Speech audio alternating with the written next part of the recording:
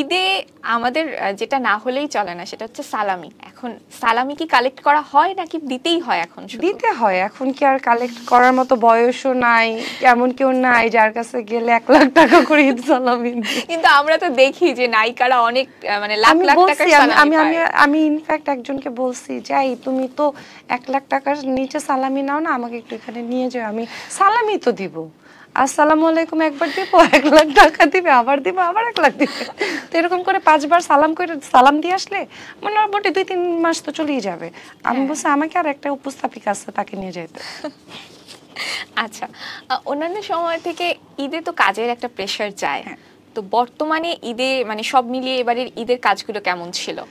ঈদে আমি এবার একটু কমই কাজ করেছি। আমার নতুন বিজনেস স্টার্ট করেছি, তো আমরা একটা অর্গানাইজেশন শুরু করেছি, Bangladesh women fashion designer society, আর ওইটার জন্য একটু দৌড়াদৌড়ি করছি। আর এই ব্যস্ততার মধ্যে আমি একটু কাজটা একটু কম করছি। আচ্ছা আচ্ছা, আপনি তো নাটকে প্রচুর কাজ করেছেন, সিনেমায়ও কাজ করেছেন। কিছুদিন আগে আমরা খুব ফলাও করে নিউজ দেখেছি যে অভিনয় হয়তো আর করছেন না কখনো। এটার কারণটা কি? মানে এটা কি এটার কারণটা জার্নালিস্ট আর কি, এটার কারণটা আপনারা, এটার কারণটা তারা, এটার কারণটা এই যে পুরো বিল্ডিং এ যারা আছেন তারা।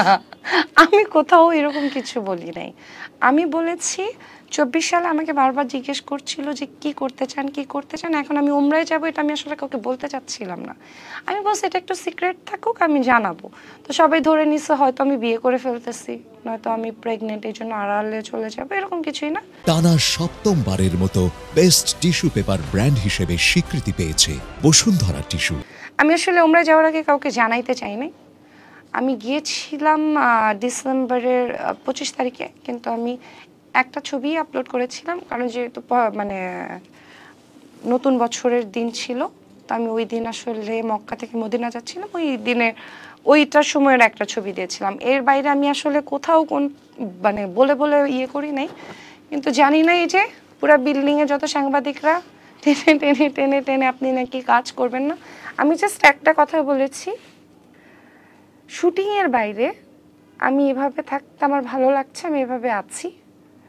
শুটিং আলাদা, যাদের আমার চুল দেখতে ইচ্ছা করে, আমি বারবারই বলছি নাটকে যান, ইউটিউবে সার্চ দেন, মহনা রহমান দিয়ে সার্চ দেন, নাটক চলে আসবে। ঈদের কাজে আসছে, আপনারা সেটাও দেখেন। ঈদের 7 পর্বও করেছি, সেটাও আসতেছে, সেটাও দেখেন। বিভিন্ন রকমের গেট আপে আমাকে দেখতে পারবেন। এই গেট আপটাতে হয়তো একটা নাটকে দেখতে পারবেন, বাকি বিভিন্ন গেট আপে দেখতে পারবেন। কিন্তু এই যে ইন্টারভিউজ বা কোনো উদ্বোধনীতে যাওয়া বা কোনো মেলা, আমি যে ব্যবসাগুলো করছি, এখানে অনেক মানুষ থাকে, ওই অনেক মানুষের মধ্যে আসলে মাথায় কাপড় ফেলে আমার যেতে ইচ্ছা করছে না, তাই আমি যাব না। আচ্ছা, এই পর্যন্ত, এখন পর্যন্ত এইটা মাথায় আছে। আচ্ছা, এই যে চেঞ্জটা নিজের মধ্যে, এটা কি মানে কোনো একটা বিশেষ কারণ কি আছে? কোনো কারণ নাই, ট্রাস্ট মি। আমি যেদিন আমি এহরাম পরে, যখন এহরাম পরে মক্কাতে যাওয়ার আগে, তো ওই এহরাম যখন আমি পড়ছি তারপর থেকে না আমি আর বাইরের মানুষদের সামনে মাথায় কাপড় খুলে যাইনি। তো এটা আমার শুরু হয়েছে ডিসেম্বর থেকে। তো আলহামদুলিল্লাহ এখন পর্যন্ত চলছে, আর আমার খারাপ লাগছে না।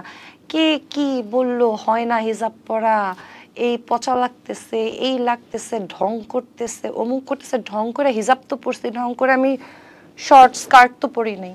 আপনারা ঢং করে শর্ট স্কার্ট না পরে হিজাব পরেন, আপুটা যারা বলেন। আর যারা ভাইয়ারা বেশিরভাগ ভাইয়ারা বলে, হ্যাঁ, বেশিরভাগ ভাইয়ারা বলে তাদের অনেক কষ্ট, আমি বুঝি, কিন্তু কী হবে, তাদের ঘরের মানুষও ঠিক নেই, তাদের বাইরের মানুষও হয়তো ঠিক নেই। এখন তারা কেউ ভালো করলেও ওইটাকে খারাপ দেখবে, কেউ খারাপ করলেও ওইটাকে খারাপ দেখবে। এখন আমি কি করব? আমি বুঝি না। আমি সেদিন একটা শোতে বলছি আমি কি করব।